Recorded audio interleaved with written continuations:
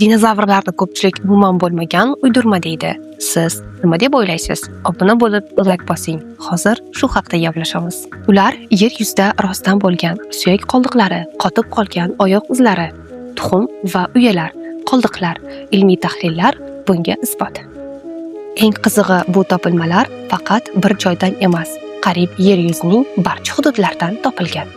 Bunday ma'lumotlarni soxtalashtirib bo'lmaydi. Dinozavrlar yer yuzida 230 million yil avval paydo bo'lgan, taxminan 65 million yil avval yo'qolib ketgan ulkan jonzotlar bo'lgan. Kattaligi tovuqdaydan tortib 40 metrli va og'irligi 100 tonnagacha bo'lgan bugungi qushlar aslida dinozavrlardan kelib chiqqan. Ko'pchiligi tuxum qo'yib ko'paygan. Dinozavrlar yerda millionlab yillar hukmronlik qilgan. Ularni yo'qolib ketishiga sabab ulkan meteorit tushishi va iqlim o'zgarishi deyishadi. Ulardan xulosa shuki, hattoki eng kuchli mavjudotlar ham o'zgarishga moslashmasa, yo'q bo'lib ketishga mahkumdir. Kommentariyada dinozavrlar haqidagi fikrlaringizni yozib qoldiring.